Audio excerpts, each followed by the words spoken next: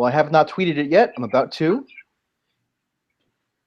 And there we are. Okay, so that should be out. This is exciting for me because this is the first, not only is it the first YouTube chat that I've done from my new MacBook Pro, which is actually the first laptop I've gotten in 9 years. Oh my gosh. First, I mean, I had like this sort of intermediary Chromebook for a while or whatever. This is like the first genuine new laptop I've had in a long time.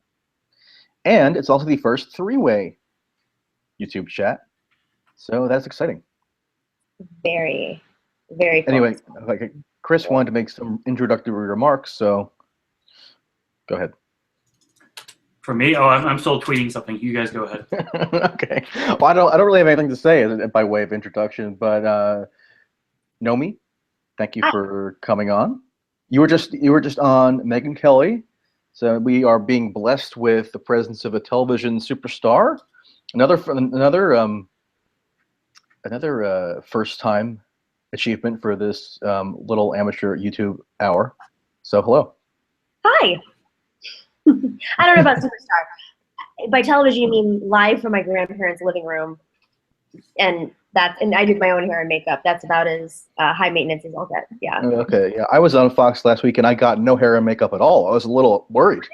I thought maybe I had a blemish, or maybe my shirt collar was crooked or something, and I was wasn't anticipating that. Well, the first time I was ever on Fox, I thought they were trying to set me up. This is 5-6 years ago. I thought they were trying to set me up as like the ugly Democrat and make the liberal look bad, because I got there and they had no more time to do my hair and makeup. And of course, I don't know how to do that. And my hair was frizzy and I knew nothing about it. Nothing about like how to look on camera. I went into the studio and my seat was broken, and my seat was like a good 1.5 feet shorter than everybody else's. And they didn't put any like cushions to prop me up. So I was shorter than everybody else. I had no hair and makeup done, and I was next to somebody who was like a beauty queen. Yeah, it was fun. So you thought it was a setup? I thought it was a setup. It wasn't a setup, but now I know that. It was just a fluke. That's funny. And you were basically you're basically one of the go-to sort of Bernie-oriented surrogates for Fox, right? I would say for Fox, I've been doing Fox for a long time now. I'm probably just one of their go-to Democrats. Okay. I mean, obviously, when we talk about Bernie, I'm the person they go to, but they have me talk about everything from the VA to Israel to guns to abortion to, this is just the past like week, funding cuts, etc. So and is it usually a variety of shows, or is it? I mean, can you just be called on to go on any show, or is it you have like a staple that you're normally on, or how does that work? Fox is a little different than, say, CNN, which I have also done a lot of over the past couple of years. CNN tends to have shows that really you're loyal to, and unless you're a contributor there or have some sort of contract that allows you to go on all the shows, they tend to have their favorites. Fox definitely has their favorites, but for the most part, I rotate. I think I've been on every single show on Fox. There's some shows I won't do, like I won't go on Hannity anymore. I won't do Lou Dobbs. And I tend to stay loyal to Megyn Kelly. And I try to do more of the newsy shows now. Now that I kind of can choose a little bit more, I choose to go on Shepard Smith and the Newsroom and Megyn Kelly. And I say the newsy, meaning like they run themselves on the news side versus like the Sean Hannity side. And of course, did you have a bad experience on Hannity, or what happened? He's such a pain in the ass. Yes. I can only imagine. So do you want to just start and kind of let me just I'll give my brief introduction, me, and then you guys just go around. I know Matt, but I don't know you as well, Nomi. So well, you just got my name wrong, so that's yeah, that helps.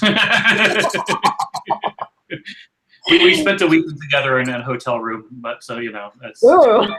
Yes, very very steamy. I'm Chris. Everybody already. I mean, if somebody is watching this, YouTube okay, go ahead. You just start then. Let's go over the year. I mean, I'm actually sort of curious now as to what you would say as an introduction. But everybody basically knows. Everybody who's watching this, I think, basically knows who you are. But go on anyway. I don't. Okay, I spent 20 years as a banker. I stopped being a banker in 2012, and I spent the last 6 years driving around America, writing about addiction and poverty, and taking pictures of addiction and poverty.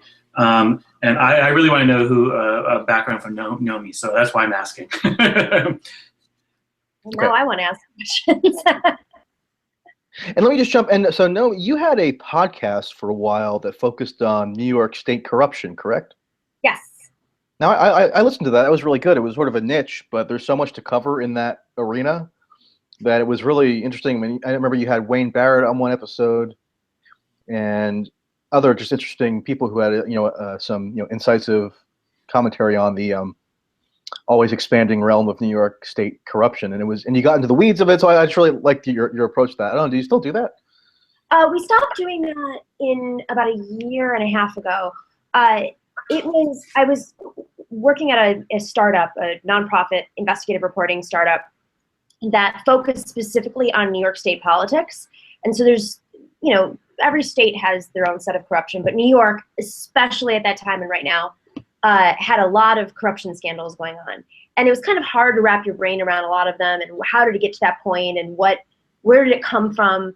And we started this investigative news organization to talk about the corruption issues in New York and how they all differed, because some of the corruption was happening very, I would say that a lot of these lawmakers were conscious of what they were doing, and then some of them kind of, it's that old saying about the frog being boiled. They don't realize they're being boiled until they're boiled.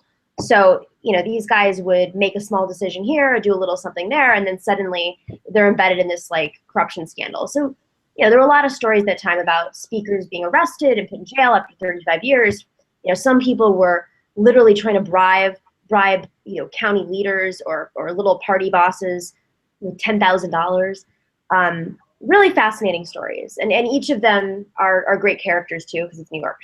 They're all great characters. Yeah, and in the case of New York, that slow boil had been happening for decades, but then a new cook came into town and really kind of turned up the heat, which is Preet Bharara, and then all of a sudden, within a span of, I think Sheldon Silver and Dean Skelos were both indicted within like a week or so of each other, or something crazy, where the two most powerful titans of New York State politics for literally decades all came crashing down within a shockingly short period of time.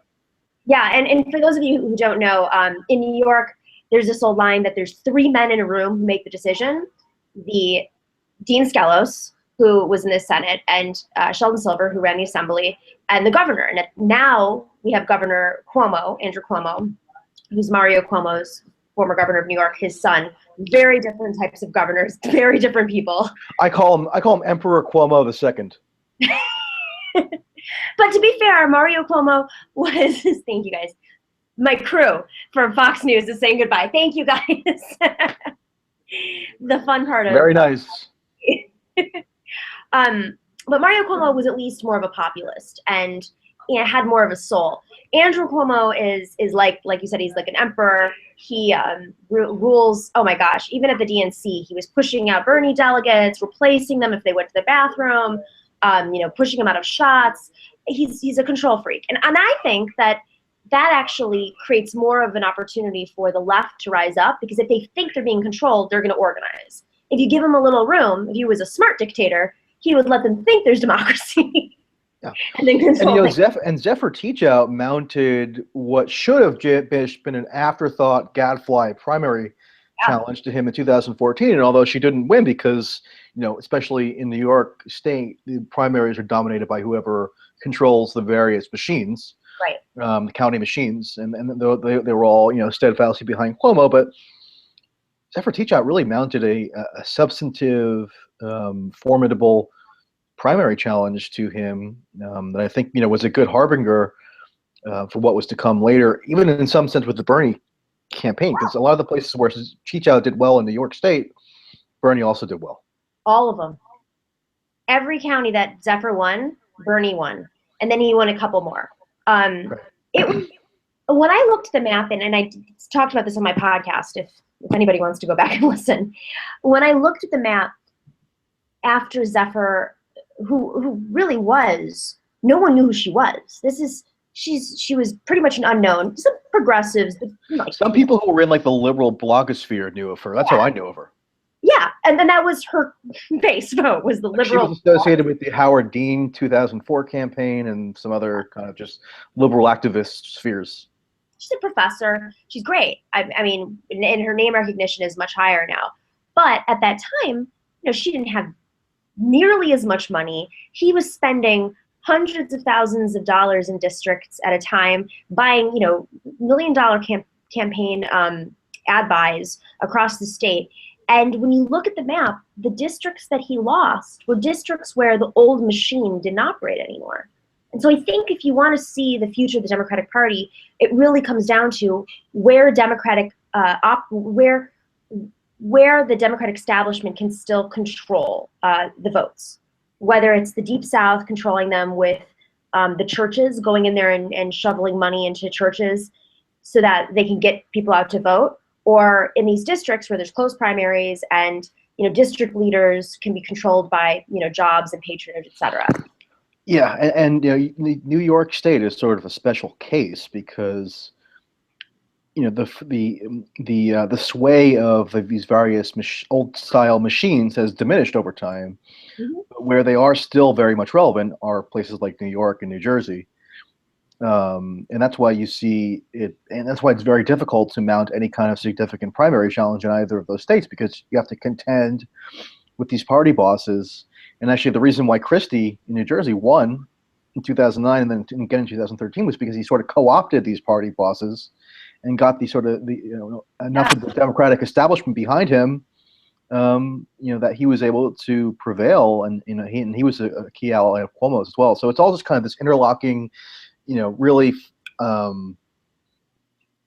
calcified corruption that's hard to disentangle. And a lot of it is rooted in finance. No offense to my dear friend who was in finance and banking for 20 years. But there's a primary right now for to replace Christie in New Jersey, and the Democrat that the party leaders are supporting is somebody who has no elected experience. Goldman Sachs Up against a guy who's the Speaker of the Assembly who literally uncovered Ridgegate. Yeah, Wisniewski, right? Yeah, Wisniewski. He's not. I don't think he's not the Speaker of the Assembly, is he? I think he's a former Speaker of the Assembly, or he's not. He's not the current Speaker of the Assembly, but he was the New Jersey State Director for Senators. Right. Let me look and he definitely he was definitely at the forefront of pushing Bridgegate. He led some of the initial investigations into what actually happened there. Right. But yeah, I mean, it's funny. I went to this young professionals meeting in East Orange, New Jersey, to watch they had a debate watching party. And I went to watch it. It was 98% young black professionals, and they had local elected officials from the area who were all Democrats, and people were chatting, and I would ask them, "Have you what's going on with the gubernatorial race?" And they all had endorsed this guy Murphy, who was like, I mean, his qualification is the most recent office he held was ambassador to Germany, and he was a Goldman Sachs banker prior to that. Right. And for some reason he before the campaign even really began, before any kind of formal on the stump oriented campaigning had occurred, he worked the backroom deals and got some of these lower rung Democrats to support him, and that's what it takes in New Jersey, because as long as you get the spot on the ballot in the primaries, you're basically guaranteed a victory. Maybe something could change eventually on that score, but I really doubt it. I mean, primaries are such low turnout, and few people pay attention. So, but you could have a Zephyr situation too, because he was the deputy speaker, and he was the just breaking news deputy speaker and the assistant majority leader.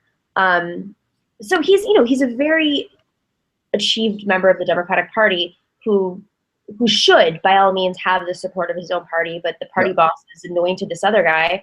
And unlike, most of these ambassadors, especially places like Germany, where I know the sitting ambassador of Germany was a major donor to Obama and Bangladesh.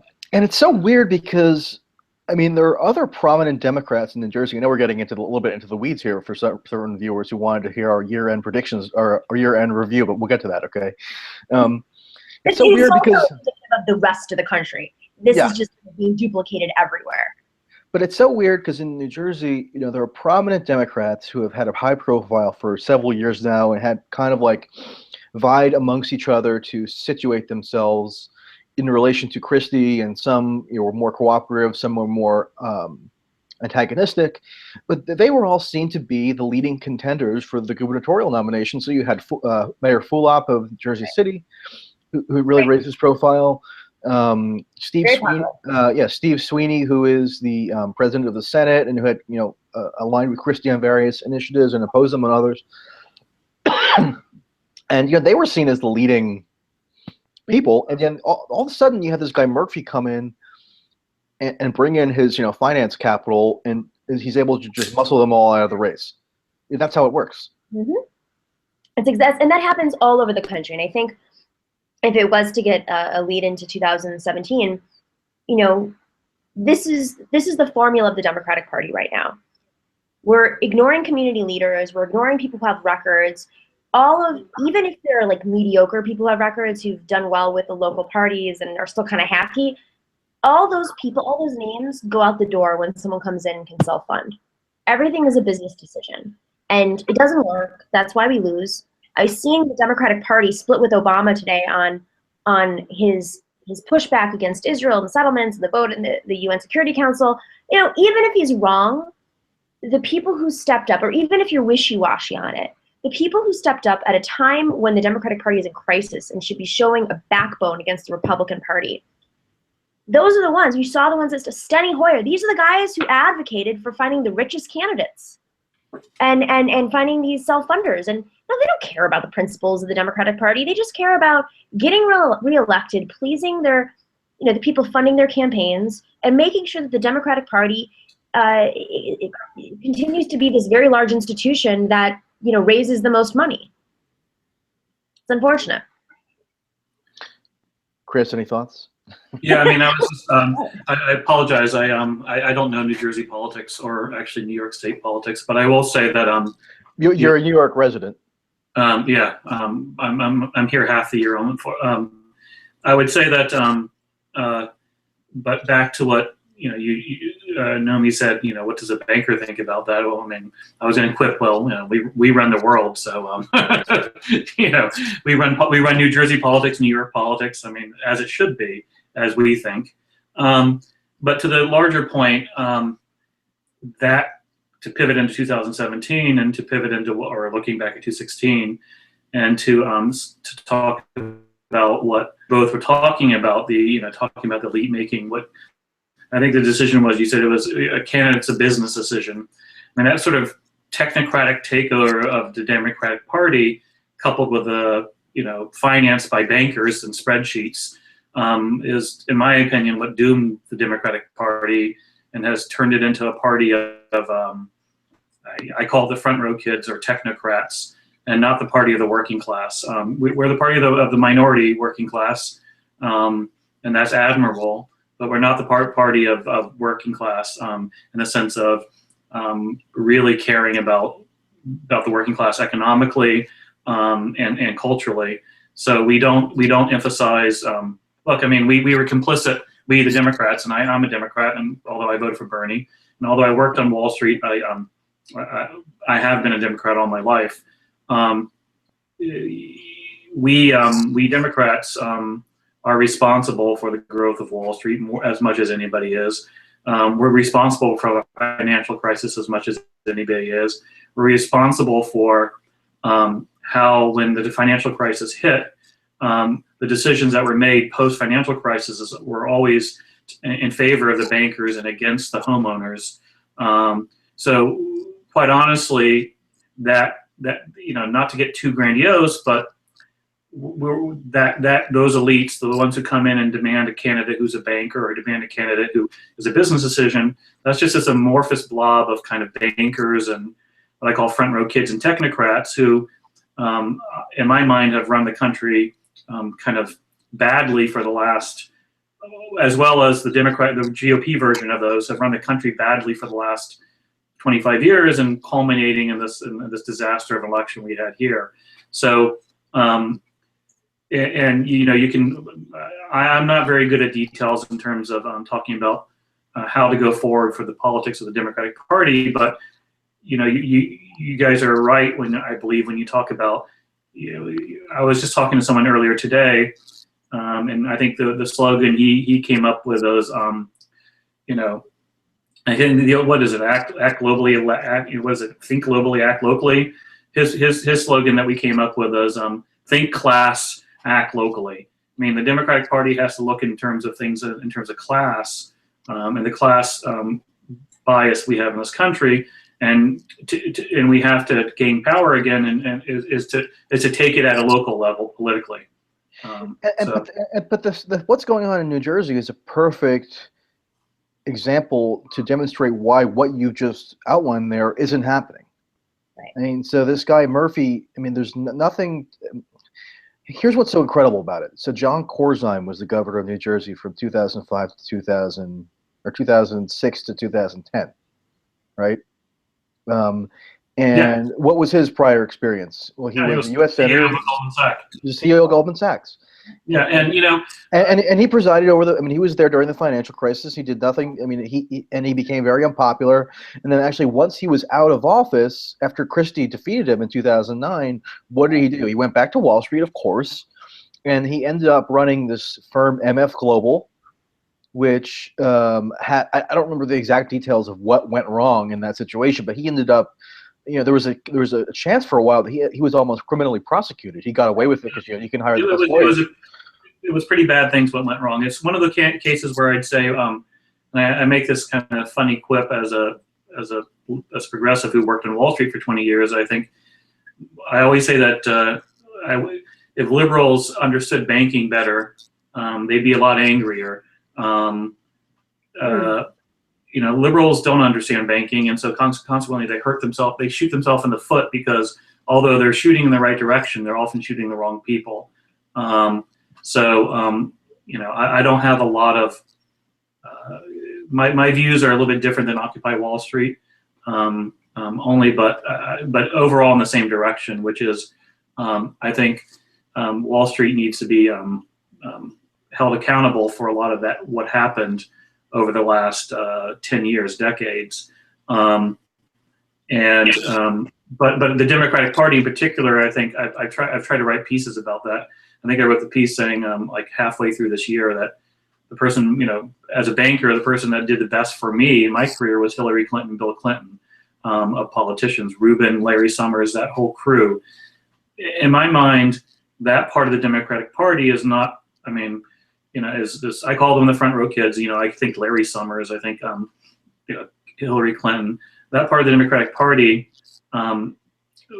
we didn't do well didn't do well for the working class. And I think that's partially why we had Trump come around.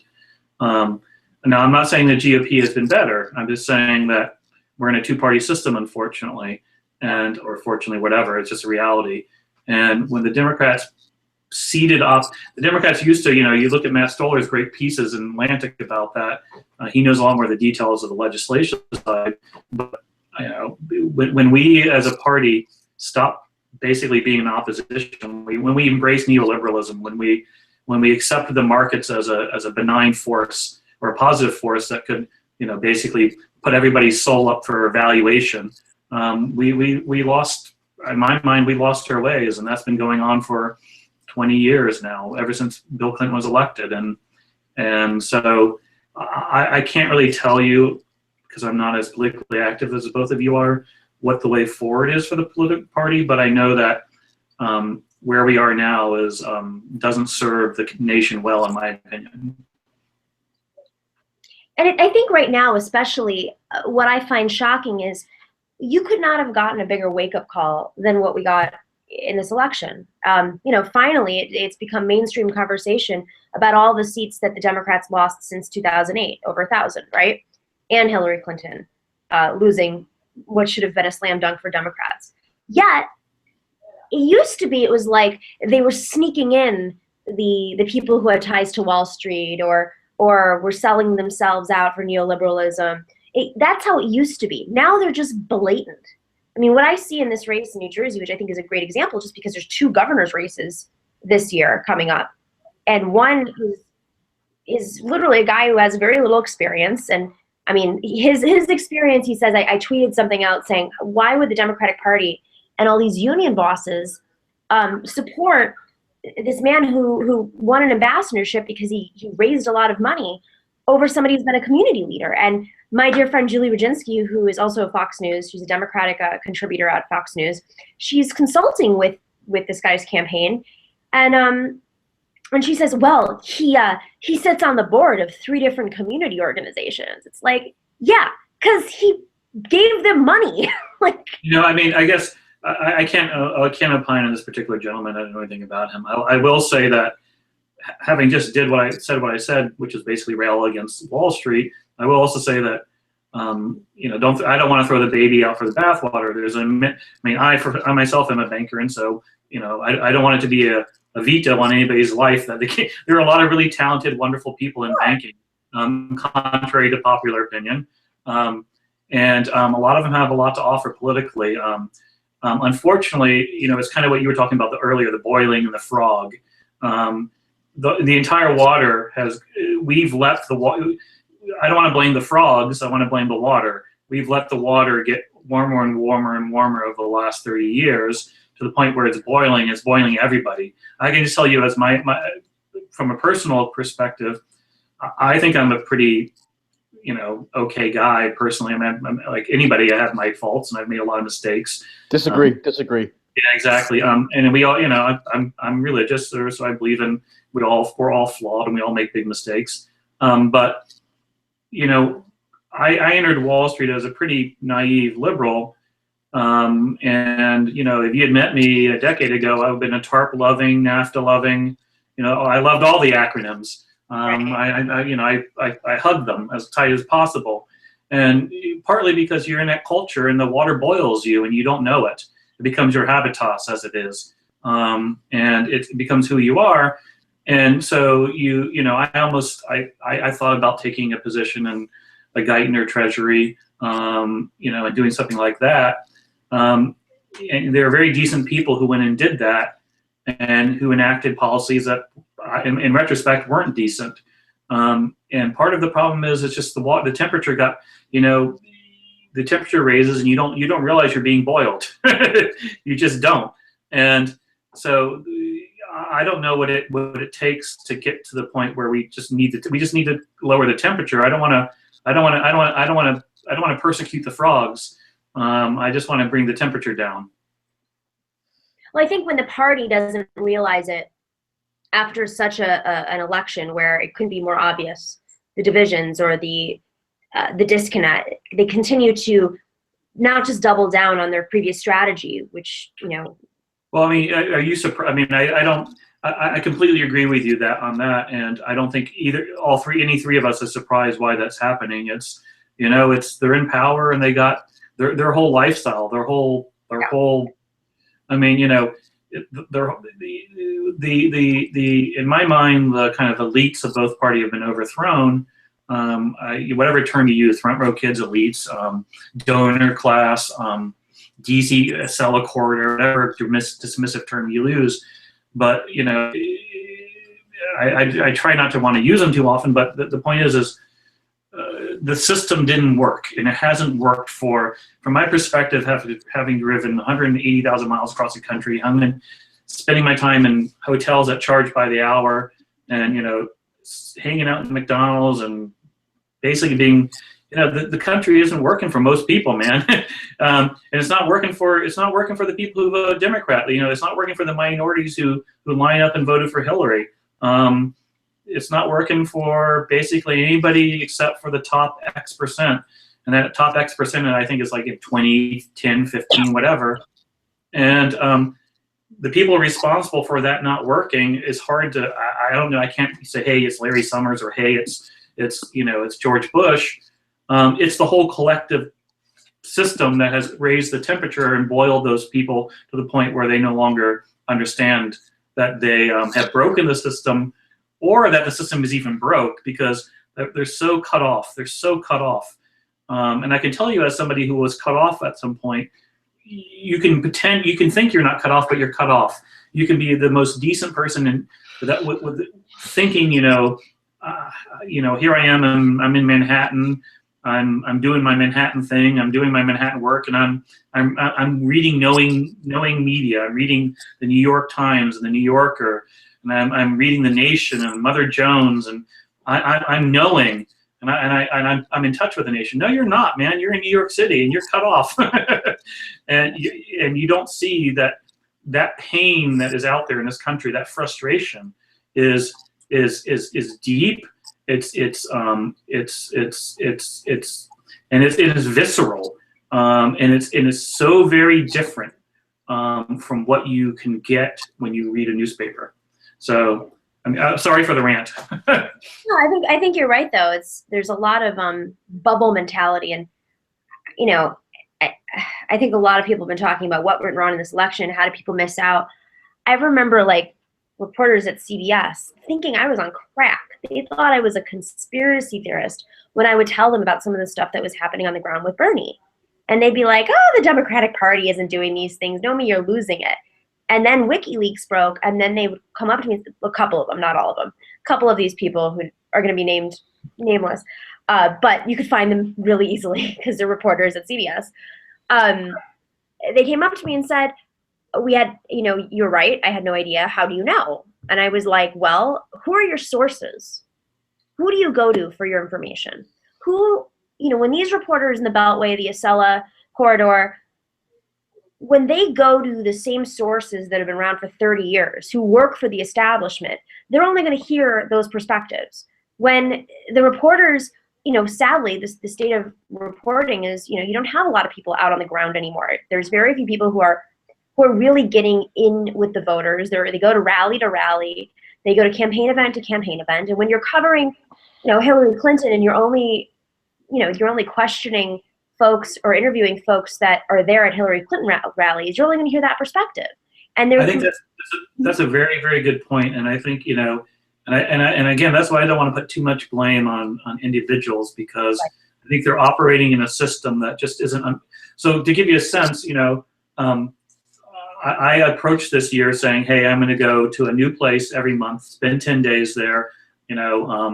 I don't know which place I'm going to go to, when I'm going to, of course, I propose it to many people in the media, and they're like, of course, we're not going to do this. And they shouldn't have done it. Would it, but I did it anyways. And the only reason I could do it is because I had made money as a banker. And so I didn't need to work within the confines of the system.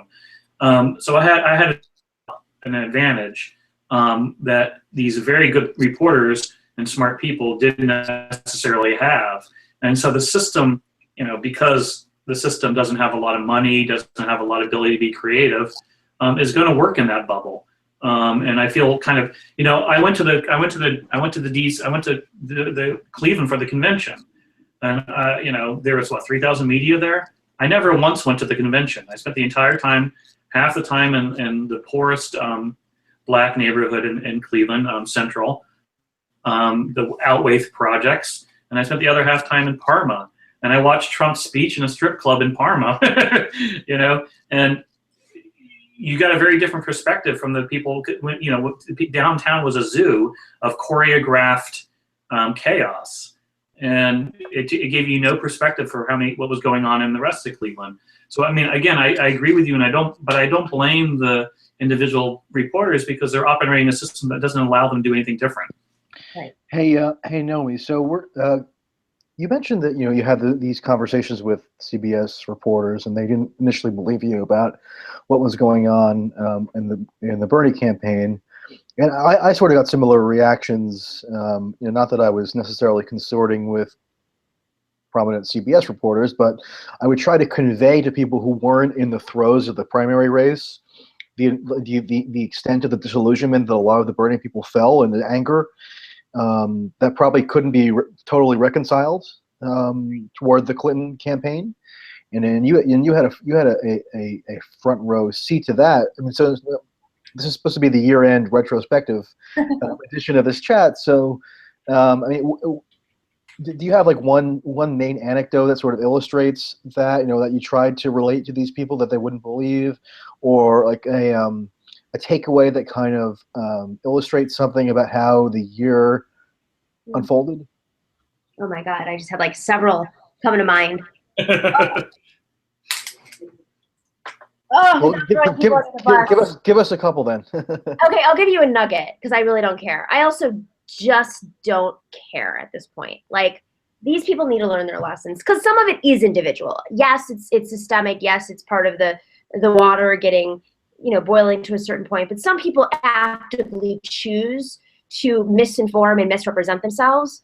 And I think that is frustrating. Like, they know very well what kind of bubble they're in, and then they take advantage of that. So I agree with that, by the way. I mean, I agree in large part with Chris's structural critique. I think that should be the general focus, but that can't be a reason to absolve individuals of culpability. So, I mean, that's why I've been trying to, when somebody deserves to be called out, so to say, or when their particular flaws should be called attention to, I think that's warranted. So anyway, go on. Yeah, and I actually think, a perfect example would be Hillary Clinton. When Hillary Clinton's supporters, her army, is out there saying, she's a victim of 30 years of attacks by the Republicans. Totally true. Absolutely. Not going to do. But does that absolve her of setting up a private server in her house and circumnavigating laws, maybe going right up to the line in terms of what's illegal versus, it's just logic. It's just how to conduct your business. Even if it wasn't actually illegal, it still was not smart. And so to say that it's all because Republicans are out to get her and it was the Russians and it was this and that, some of that might be true. Some of the Russian stuff might be true. But that doesn't mean that you're not responsible for not doing your job, or you're not responsible for not going to Michigan and Wisconsin, or you're not responsible for the fact that you decided to set up a private server so you could not get caught talking about things that look bad. There's like a million things that it's about. What was the nugget that you were about to divulge? Interrupted. Sorry, I could go on that rant. I mean, everybody knows the Hillary stuff. I have a couple, but one that really bothered me, and I really bit my tongue a lot. And I think that if anybody watching has seen me in clips on CNN, I was often paired up with this woman named Maria Cardona on CNN, and I grew incredibly impatient with her as time went on because she wasn't disclosing her conflicts of interest. And she would talk about things, and I would say, you're receiving talking points that aren't valid. Like you're talking about this stuff like it's not coming from the campaign. You're talking about this stuff like you're an independent spokesperson. You're part of the Democratic Party. You're a DNC superdelegate. You're someone who is getting a $200,000 a month contract. And she said, oh, no, that's my firm. She's a partner in the firm. This is somebody who is literally making money, an extraordinary amount of money off of the Hillary Clinton campaign, and wasn't disclosing it. And so it's those little things that hold on. I remember this woman. I mean, didn't she get caught in the DNC emails, basically sending a draft of an opinion piece that she wrote for CNN.com to the campaign? Yep. Yeah. And so she explicitly coordinated messaging with the campaign. Explicitly, and she supported Hillary, and she knows the DNC rules. So this is where I say these people actually know the rules, and they're playing. And I'll get to that in a second. This is somebody who's a superdelegate who worked for Hillary Clinton in 2008, who understands the rules, is incredibly condescending, and I would catch her in her lies all the time. And she wasn't disclosing this stuff. And of course, in WikiLeaks, we found out that she's conscious of all this stuff, and she was playing off the fact that CNN wasn't disclosing these things, and that's a whole other conversation.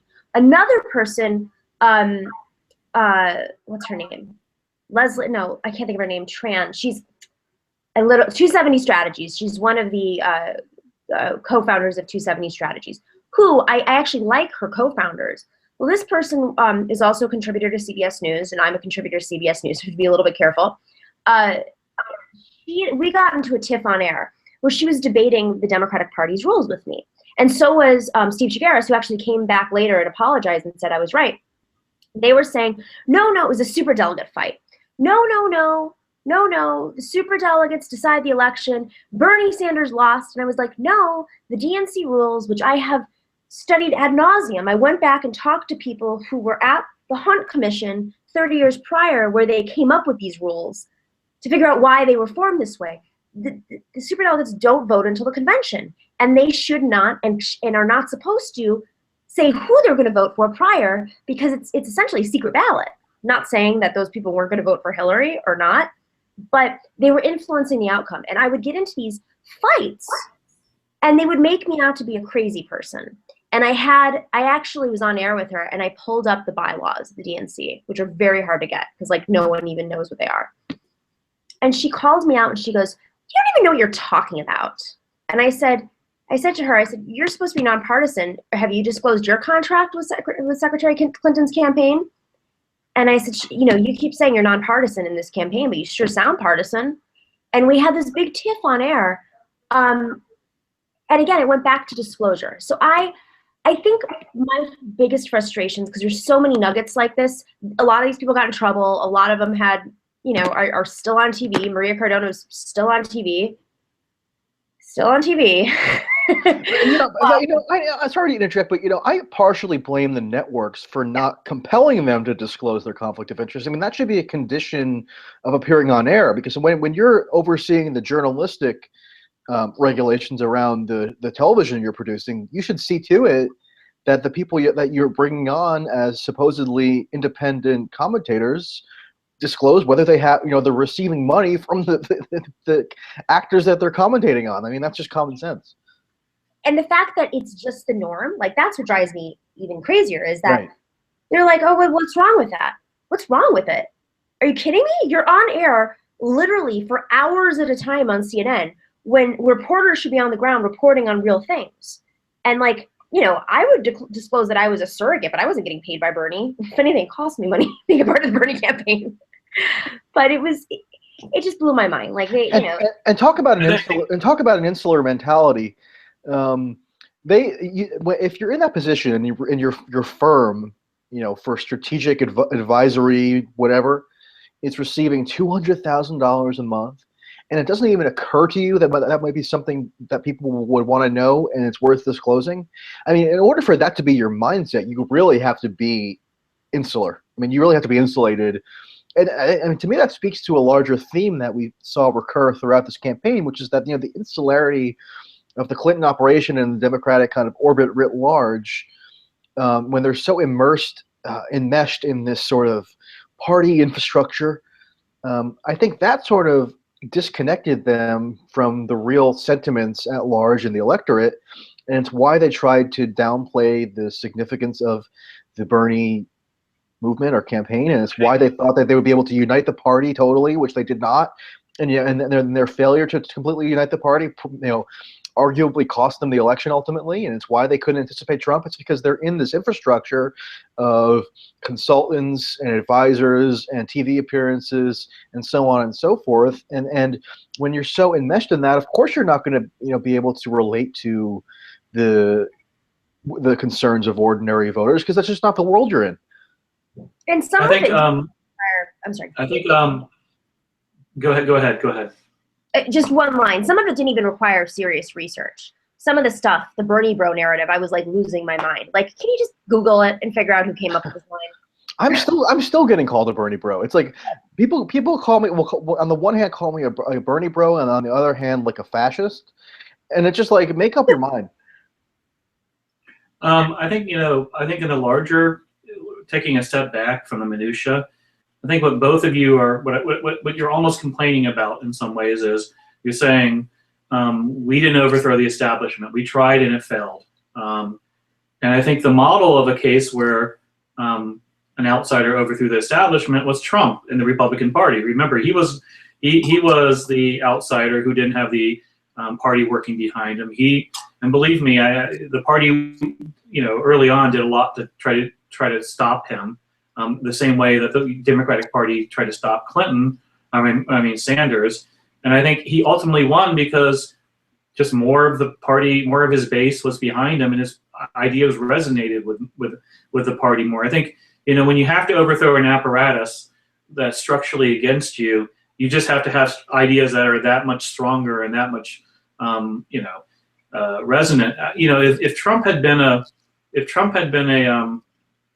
candidate of the liberals, he'd be celebrated in the New York Times for having run a campaign that was of the people, that had little money, that was groundbreaking in the way it went about and connecting with the populace. And I think I hate Trump. I would never vote for him, but I think you got to give the guy credit for having ran a campaign that basically was, everybody mocked as being unprofessional and being an airplane with no guidance. And, but the thing was at the core of the engine was ideas that resonated with people. And, I love Bernie. One of the things that I saw a lot of in this country was a lot of support for Bernie, but I went to a lot of Sanders events, and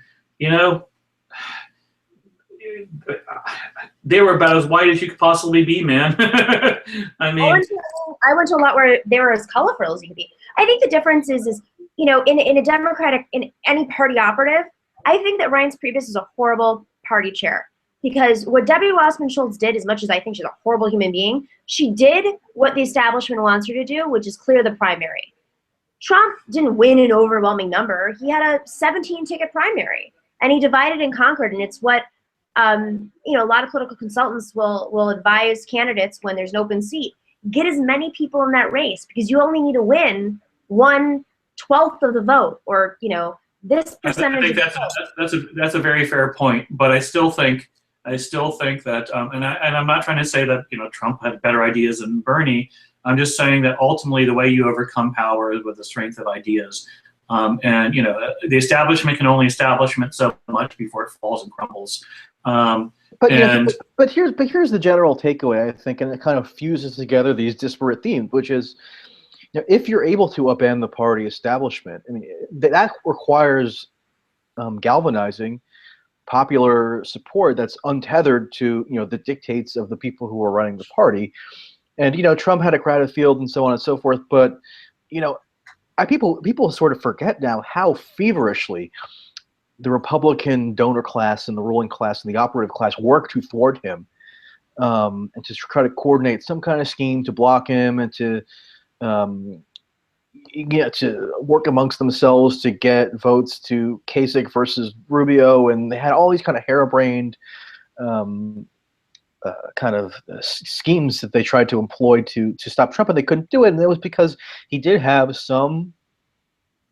he had a plurality of Republican voters who were on a grassroots basis supporting his campaign. Mm-hmm. And I think that's what powered him forward. And I think the reason Bernie even came as close as he did to winning the nomination, he ended up getting something like 43% of pledged delegates. He did that purely out of galvanizing popular sentiment. It wasn't. He had no structures to rely on. He had a huge hill. He had a huge hill to climb, and he almost climbed it. So yes, and the fact that he almost climbed it suggests that he had the potential to galvanize a critical mass of support to actually win. Trump. And Bernie could have done it. But Hillary relied on these staid, kind of outmoded political assumptions. Based on the professional class, what they were whispering to her and what they were getting money to tell her in her Brooklyn headquarters, and it wasn't relevant anymore, and she paid the price. Yeah, I think I think in retrospect, the thing about the kind of overwhelming mistake with the Clinton campaign was hubris, and it's kind of what I call the front row kid technocratic hubris, the idea that, oh, don't worry, our computers are telling us what to do, damn you, how dare you think anything other. It was hubris. That's literally what happened. They had an algorithm that was supposed to tell them what to do. But it was also hubris that led Obama to do some decisions. In retrospect, what the fuck were you doing arguing for TPP for so long? And I don't even want to get in the Russian thing because I don't pay attention to it. It's just out of my league. But I think the hubris on the idea that Clinton was going to win affected his decisions on that as well. But I think that hubris is just it's another manifestation of being out of touch. And when Democrats, when we're out of touch, we end up being condescending and mocking, and we render our hubris through being condescending and mocking. And when Republicans are out of touch, they're mean. We do it in different ways. But it's I think both party elites are out of touch, and it costs the Republicans, Jeb and Marco Rubio, and it ultimately cost the Democrats Hillary Clinton. He's been begging to jump on my lap, so I have to bring him into the shot. But hello, puppy. I think one of the things I guess it's worth asking is did you have how do you sort of buttonhole this as a year-end type thing? Because a lot of these observations that you and I have been having for a while now, I sort of want to frame it in a year-end retrospective way. Like, when we think of 2016, what will pop out as the defining sort of thematic device, so obviously all this is going to be a factor, but if you had to crystallize it, I would say institutional failure. I think institutions, nothing is too big to fail. I think hubris is another one you just touched on. Technological disruption, the hackings.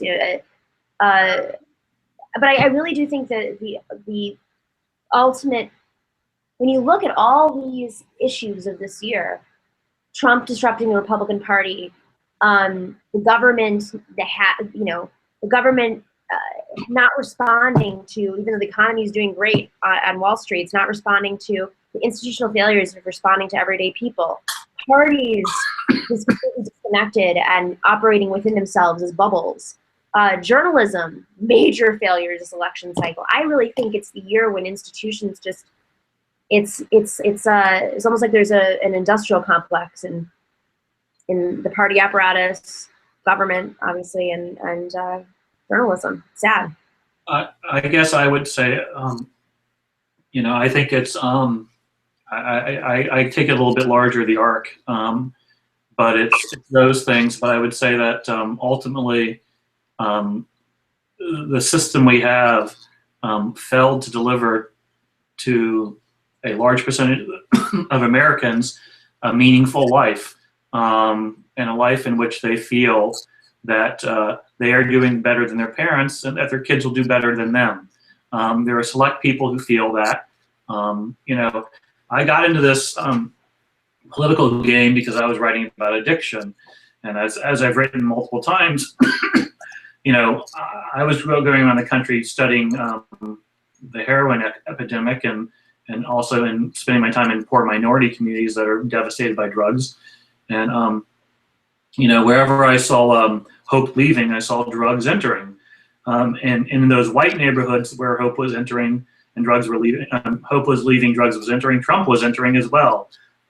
So, I think there's been a lot of signs over the last decade or so that this country is facing a problem where a lot of the population just feels they're living a meaningless life. They don't have a lot to live for, and are frustrated and are basically knocking over. It's knocking over the checkers board. It's the middle of the game, and they keep losing. They're like, it's game over, man. I want to play a new game. I'm not playing with you anymore. You keep cheating me, and that frustration is being rendered. How it gets rendered is based on how we live, and how we live is racially segregated, unfortunately, and it's awful. But the whites are knocking over the checkerboard by going with Trump, and the blacks, African American communities, Latin communities are feeling a little bit less frustrated now, but they've always felt a lot more frustrated, rightfully so, over the last 80, 100 years, forever, and in our country. And how it's getting rendered there is Black Lives Matters, and also at some level just cynicism, built-in cynicism of just exiting the system, and feeling like, because they've been disenfranchised in so many ways, just stopping to vote, just giving it up. So I just see it as entirely just, you talk about the institutional failures. I think that's true, and it's happening in selective area, but I think it's a much larger failure. It's a failure of our country to deliver a good life for a lot of people. Yeah, and I think if I were to select one overriding theme here that I think touches on a lot of what's been discussed, it's the crippling pervasiveness of groupthink and confirmation bias. And I think it's something that we all need to take stock of within our own selves, and take precautions so we can guard against it, because we're all subject to it and we can all succumb to it. If we're not cognizant and self-aware of our propensity to be to be overcome by it. Yeah. So I don't want to absolve myself of potentially being falling victim to it. I've just always tried to impart on people that I've engaged with that you need to be cognizant of your station in life. So that's my issue with these pundits. I mean, they don't seem to have any awareness that they are in a very select group of people who are paid to professionally opine on politics. I think they tend to associate with people who are also paid to professionally opine on politics, and that could have a conscious and subconscious influence on how they formulate their opinions and how they sort of construct their conception of what the rest of the country looks like. I think, so you have to actively guard against that and take steps that accommodate that reality. And I didn't see that happen at all in the pundit class. I didn't see that happen in the professional political class. I didn't see it happen in any of these elite realms. And it's a recipe for disaster. And of course, it's going to create space where you have insurgents rise up, and that can be a good thing or a bad thing. But I think that's just what we're dealing with at this point. Yeah, just about Hillary. I mean, she's been controlled for 30 years. She hasn't. I'm not saying this. It's just a fact of life. But when the Democratic Party's nominee, the people are supposed to be representative of the working people. When the nominee has had Secret Service for 30 years, 25 years, I mean, how is she going to get in touch with real people? And hasn't driven a car. Driven a car since like 1990 or something. For a country, for an election, which a certain group of people wanted to knock over the checkerboard, you put in your candidate who you're playing with, the one who's been beating you down, and what they think is a rigged system is the ultimate checker player that's been beating you for 30 years. I mean, you could not have put up, in my mind, a worse stand-in for what everybody was frustrated with. It's really sad. Going back to what you talked about, I don't really want to get into too many details because, again, I don't like to blame people, but I prefer blaming systems. But what you talked about in terms of the privilege of the ruling class, one of the things that I find frustrating is the irony of sometimes the people who are screaming the loudest to acknowledge your privilege and check your privilege are the people who are the most privileged, and they don't understand that they themselves are in these positions of. And so I want to go back. I want to do this very carefully. I want to go back to some of the issues about race and identity politics and things like that. Obama said it well. I believe it was in the 2008 speech he gave on Reverend Wright on race, where he was talking about how for a lot of the white working class, at least the ones I hang out with, who are in towns that have been devastated, jobs have gone for 20 years. When you tell them that they come with a lot of privilege because they're white males, that's hard for them to accept, given their situation. Now, Do they have a lot of privilege? Yeah, they do, relative to the Black working class and Latino working class that I spend lots of time with. But that's not who they're comparing themselves, and often that's not who's telling them that they have a lot of privilege. The people who are telling them they have a lot of privilege is, a sociology professor, although they're more likely a professor in Harvard or something like that, who is, they then compare themselves to that person, and by that measure, they don't have a lot of privilege. So, it's kind of, it's a really ugly scenario, because does a white working class male have a lot of privilege? Hell yeah. Do they have a lot compared to a Black kid in Buffalo? A hell of a lot more privilege. But that's not who they're comparing themselves through, and they're comparing themselves to the Acela Court or what they see on TV. And so I think that plays a lot into it, in terms of talking about being removed. A lot of the people who are screaming, hey, learn, you got to be careful with your language. You got to understand your privilege, are people who, you're screaming at the wrong people, man. Scream high, punch up with that. Punch up to the people who created a system that's systematically racist, that's systematically sexist. Don't punch down at the people who are just trying to deal with lives, just trying to get by. And Trump exploited that, the Roger Ailes kind of way of storytelling is, he knew that people were struggling. All he had to do was look at a map of where income inequality has grown the most in the last decade, and it was white working class America, and and he used the others, like it had nothing to do with the companies. I mean, he did talk a little bit about that, but it's these crazy Blacks that have received more federal funding than ever. His welfare kind of comments, the mentality.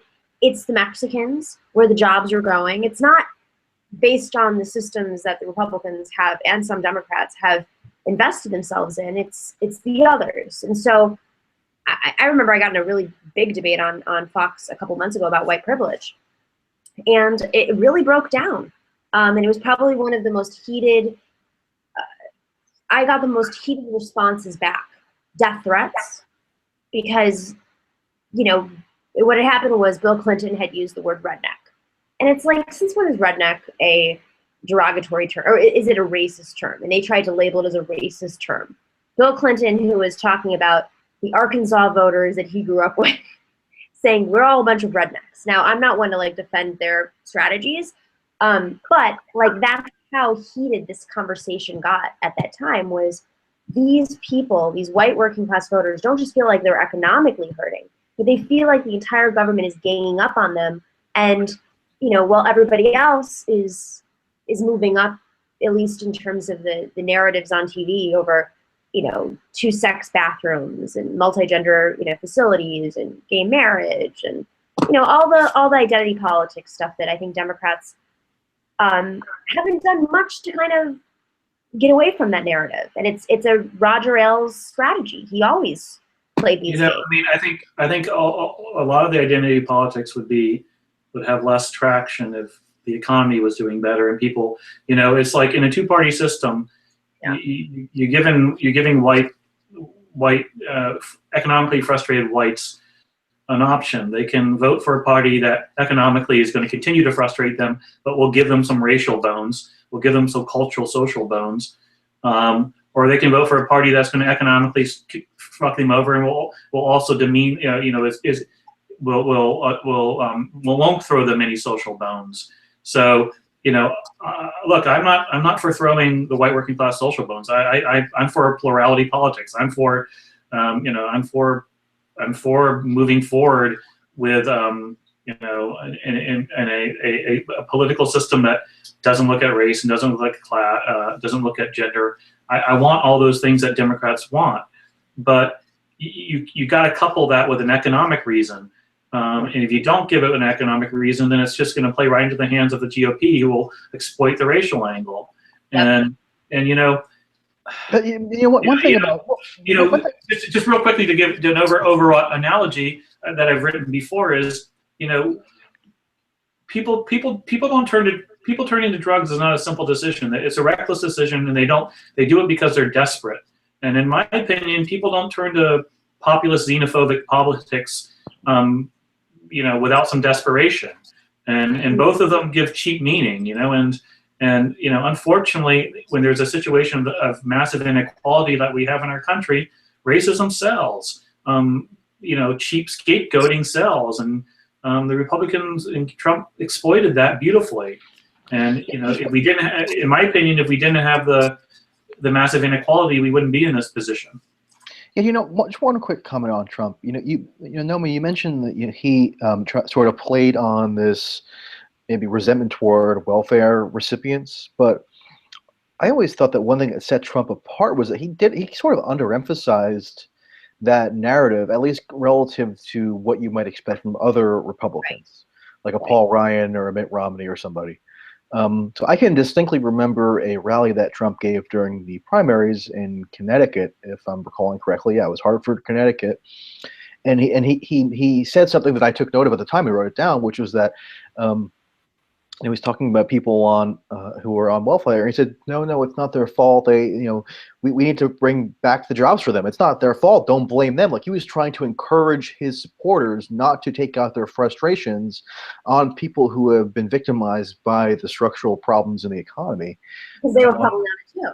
I mean, this is not all of them. I mean, but right, yeah, and he very, very forcefully campaigned against entitlement cuts, wanted to preserve Social Security and Medicare. I was at one of his final rallies of the general election campaign in Raleigh, North Carolina, and he actually attacked Hillary, saying she's going to cut your Social Security and I'm going to save it. Now, I mean, now who knows what's going to end up happening on that policy front, but I think just that when people. Something that's frustrated me about the reaction to Trump is that it's very selective. So you have people who are just in this outrage mode about Trump constantly, and God knows there are legitimate reasons to be outraged, and I would agree with many of them, but I don't see a sufficient grappling with the elements of Trump that are different, and maybe give some space for trying to broach a new form of politics potentially. Well, the entitlement cuts is a perfect example. I mean, the hallmark of the Republican Party since the Reagan era is to cut entitlements, right? Pretty much, privatization, social, block granting Medicare, that kind of thing, and at least rhetorically, and we don't know yet what amount of stock to put in Trump's rhetoric, but it was a consistent theme for him to basically chastise Republicans for dwelling on this desire to cut entitlements, and he wanted to forge a new path.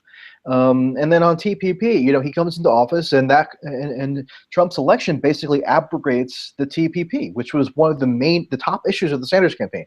Now, I'm not saying, and I've written on this a lot, in noting those peculiarities having to do with Trump, I'm not encouraging anybody to become a Trump supporter or to go out on the street and sing and dance because he won or wear a Make America Great Again hat.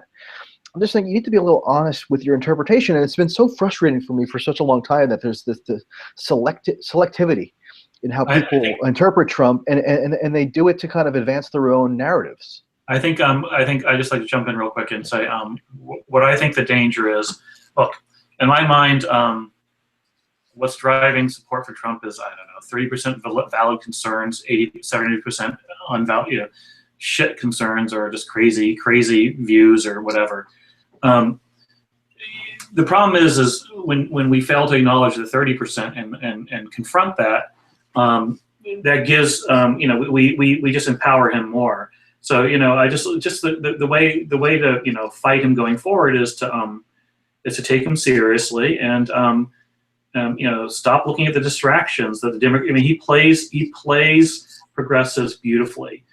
He plays how out of touch they are beautifully. I mean, the Chili's thing was perfect. And again, you smile and you say that's nothing, but that's something, because what he knows the divide between the elites, the liberal elites, the progressive, the front row kids, and the working class, and he drives and wedge right in there. and he gets the reaction he wants to get. He sends his vice president to eat in Chili's, and everybody on Twitter and everybody is outraged because who the fuck would eat in Chili's? You know what? When McDonald's opened a franchise in my hometown, it was the most exciting thing that could possibly happen. I loved it, man. So I grew up in a small town, and just but it's these small things like this, these distractions he does. He feeds on the outrage that liberals have about these absurd issues that shows they're out of touch, and he uses that to drive them away and get them, and then get what he wants. It's kind of like I always say, it's like that subway trick where two guys on the subway get into a fake fight, and while you're distracted, they pick your pocket. And so he creates these fake fights, and then he's going to pick people's pockets. Yep. We as opposition have to stop falling for the fake fights. And liberals can't help themselves. It's like he puts out a tweet misspelling, and it's like I jokingly said, he's going to send out a tweet saying, what was that word he used that he made up that no one liked? He does one all the time. Unprecedented. Yeah. Hey, look, I revoked Obamacare. It's unprecedented, whatever. And people go, oh my God, look, he used unprecedented. Just get beyond that stuff, man. But it's also what Democrats, to be fair, I don't think Democrats really want to not be distracted by that. It's, they're distracting their bases as well. When they talk about these big social issues and talk about Donald Trump all day, they're not talking about the inner dynamics of the Democratic Party and the fight between Keith Ellison and Tom Perez and the policy differences, because they've been playing that magic game too. I think the difference is that our base is a bit more educated, and a lot of them are self-educating themselves self-educating on the internet and can check sources and verify stuff. I mean, I'm really blown away by how many folks. My cousin, I'm in Arizona right now visiting my family. My cousin, last time I saw her 2 years ago, she had no interest in politics. She was, just like a typical 20-year-old. And she says to me today, I can't believe I just joined the Young Turks. She goes, I can't believe you joined the Young Turks. I said, you follow the Young Turks? She goes, oh my God, I was the biggest Bernie supporter, and we haven't talked about it. And then she runs through all these statistics about income inequality. And to me, that is what excites me, is that those tricks work for, I think, a certain brand of voter that has existed up until today.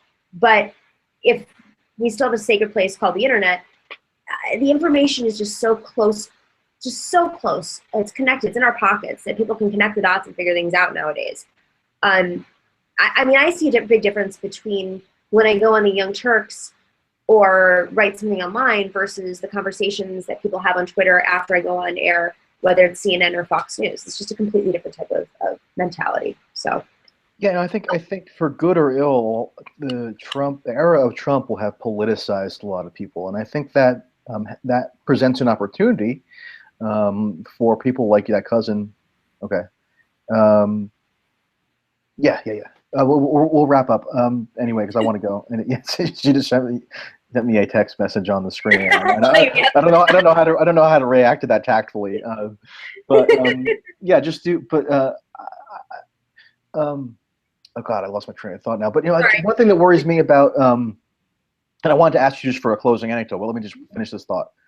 And one thing that worries me is that Trump has caused so many people to lapse into this irrational furor that they can't acknowledge that he ran on preserving entitlements. I mean, they can't acknowledge that his election caused the abrogation of the TPP. I mean, those are significant things, and you can go on and on and on.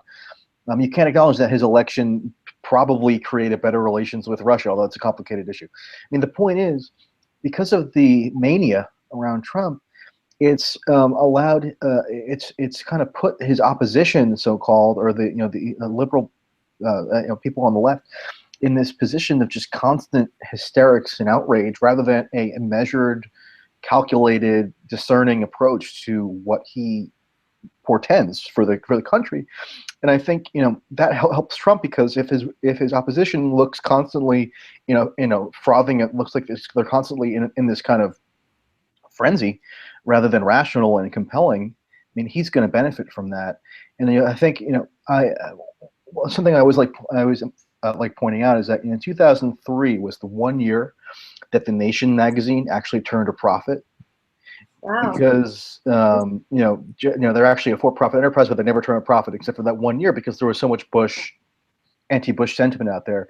And I think a lot of what you're going to see liberal organs do is just kind of constantly feed this cheap Trump outrage craving, and that could be like give them some short-term benefit, whether financially or otherwise, but it's not going to lend itself to a real cohesive, thoroughgoing critique of Trump, which is actually going to, and then they're not going to get the right takeaway from what Trump has wrought. So anyway, I'm curious, Nomi. I mean, like you were at the forefront of the Bernie sort of orbit. I mean, is there any sort of and one thing that I heard from people over the course of the general election was that there was a lot of disillusionment in terms of the Hillary people's reluctance to really reach out in a substantive way, and a lot of prominent surrogates were really exercised about it. And they were screaming at me on the phone about how upset they were. I actually haven't, I haven't been actually able to reveal who some of these people are yet because of like the agreements that we came to. But there was definitely a lot of alarm and even bitterness having to do with the very superficial way that that outreach was conducted. I mean, was that? How do you look back on that now, in hindsight? Well, a couple of days ago, I don't know if you actually knew this and you were just sort of leading in, or if this is something that just you missed. A couple of days ago, there was an article by Aswin Subsang in the Daily Beast about he had seen me post something a couple of weeks ago on my Facebook about how a couple of Sanders surrogates who were delegates and on the platform committee, pretty much a bunch of people that are on the platform committee, reached out to senior members in the Clinton campaign to set up a meeting. And it took like forever. It was after the platform committee, before the Democratic convention. And finally, we got this meeting at the Democratic convention. And it was, no one knew about it. It was coordinated by Nick Carter, who was the former political director for the Bernie Sanders campaign and then went over to the Clinton campaign as part of the whole deal making. And he coordinated this because, they needed to win progressives. They needed to win they needed to win Bernie Sanders supporters. And they took us for granted. I think the line that I kept getting over and over was that, the base will always come home. No, most of the Bernie, not most of them, but a good chunk of the Bernie Sanders supporters had never been in the Democratic Party. Yeah, they were never her base to begin with. That was the fundamental fallacy. That was a fallacy, and that's what we said in this meeting. And we said, listen, if you don't change your position, or at least go out there, like on TPP, she changed her position, but she didn't it didn't sound like it. You don't go out there to Michigan, to Wisconsin, to Ohio, to Pennsylvania, and do rallies and meet with people and actually discuss TPP and talk about why you changed your position. If you don't talk about fracking and explain like how your position evolved, not just that it changed, explain it and meet with these people, you're going to lose those voters. And what that means in the fracking community is, in Ohio, 6% of the Democratic Party votes on those issues alone. In Michigan, TPP, oh my God, it's a life, clearly it makes a big difference when Bernie Sanders killed it in Michigan. She had to do the work, and she wasn't doing the work on the ground. She was doing rallies with Hillary Clinton supporters. She was preaching to her choir. And so we kept saying, you've got to go out there. We showed her polls, we put together plans and presentations, and this went on forever. And then they were supposed to follow up with us a bunch of times. And because this meeting that we had was with maybe 12 people, and it was a very long meeting, and the Clinton staff was actually quite surprised by some of the stuff we were saying. Like, you're going to get a walkout if you don't start treating our delegates better. Sure enough, there's a walkout. They're like, what do you mean? They're that upset? Of course they're upset. You're pulling no TPP signs away from 80-year-olds who are in the fourth row, who've been Democrats their entire lives, because you don't want that sign that's this big on camera. Are you kidding me? Of course they're going to walk out. And they walked out. So their faces, they were just dumbfounded. It was echo chamber for them. And so, they were supposed to have these follow-up meetings with us. Podesta was supposed to meet with us. they kept rescheduling phone calls and meetings, as Austin says in the piece, into oblivion. And we warned them. I mean, we got much more into the weeds. I'm just not going to bore you with all the details. But we warned them, you know, Jane Klebb from Nebraska, who's now the Democratic Party chair in Nebraska, from Bold, Nebraska, led the fight on Keystone XL pipeline. Josh Fox, a good friend, also a platform committee member, the documentary filmmaker behind Gasland and a couple other movies. You know, we had leaders from Democracy for America in there. We had progressive, you know, organizers, people who are like well known in the Democratic Party as progressives, sort of like the in-between. And it was like blank faces, utter shock, or yeah, we'll follow up with you. Now, they were probably the best. The senior staffers that they pulled in, like Amanda Renteria is very nice. Marlon Marshall is very nice. They found people that could actually speak our language like a little bit better. But for the most part, it was condescending. I mean, the platform committee meetings, if you have a chance to go back and you want to kill a weekend and watch these things. No, I watched them at the time. Mind-blowing. They were so condescending to us. Like we were like peasants. And there were a few of us who've been in the Democratic Party who they treated, and like actively, they treated me differently. And then I would walk up to someone and I'd be like, so what part of the Democratic Party says that you vote against funding senior care? Like, and just to be clear, I mean, these were the people that you're talking about. Those are people who wanted to help Hillary win, right? I mean, these are people who are very active at high levels of the Sanders movement or campaign or whatever you want to call it, who, whatever their reservations about Hillary, you know, they wanted to give her advice to appeal sufficiently to the progressive voters that the Sanders campaign had activated, and they actively thwarted that advice. Now, I mean, that was a different disposition than I had. I mean, I supported Sanders, but I declined to support Hillary. So I wasn't gettable, but there were other people who were gettable that they just basically cast aside and didn't bother attempting to court. Because they just had such a condescending attitude toward people who were actively trying to, alert them to these problems. Yeah, make no mistake. I mean, I got a lot of slack. I didn't go out there and campaign for Hillary. I never knocked on a door for her. Sorry, guys. This is what I did, and this was my way of knowing a lot about Trump, doing my research on Trump and my research on Jill Stein. And I know I'm going to get a lot of, crap for that too. But, Jill Stein, come on, do your due diligence before you go and support a candidate. I loved Bernie Sanders. I believe in Bernie Sanders. I didn't like anybody else, nobody else. But I didn't want Donald Trump. And I'm not a fool. And there was no way Jill Stein was going to win. And it's not that I wanted Secretary Clinton to be president. I just didn't want Donald Trump. I would rather have a horrific status quo than somebody who was going to shake up the geopolitical landscape and privatize the entire country. And that was what I was looking at. Crappy status quo or privatize the entire country and possibly go to war with some countries. Who knows? Because we had no idea. So, I mean, like, I got a lot of crap from progressives that were supporting Jill Stein or thought that I was campaigning for Hillary. I wasn't campaigning for Hillary. I just was like, you guys have to work to get our votes, and you're not doing anything. So in the end, I was fighting with them, but behind the scenes. So if you have go read that article. It's fun. I drop an F-bomb or 5 in the Okay, yeah, I actually saw that article, but I didn't actually read it, so I wasn't trying to spring that on you or anything. It's just a coincidence. But we'll wrap up here. But I mean, there were a lot of people like of an orientation similar to yours, who weren't strongly pro-Hillary, but would have voted for her for strategic reasons or for whatever or any other reason. And those people weren't actively cultivated by the campaign. I mean, in fact, they were shunned. And the fact that they were shunned really made a crucial difference in certain of these electorally crucial areas.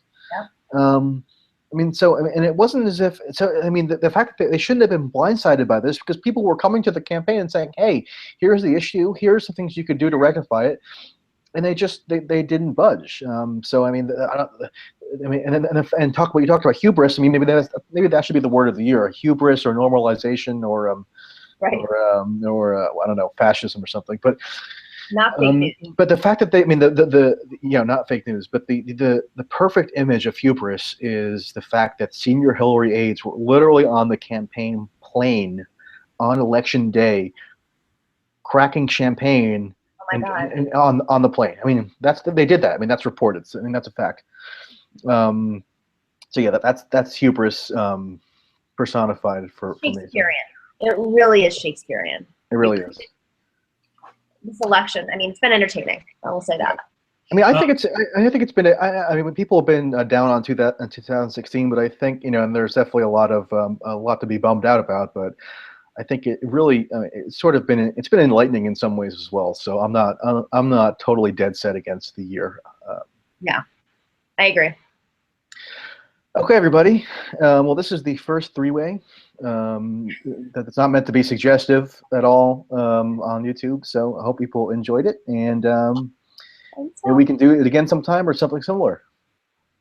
Thank you, guys. All right. Bye-bye.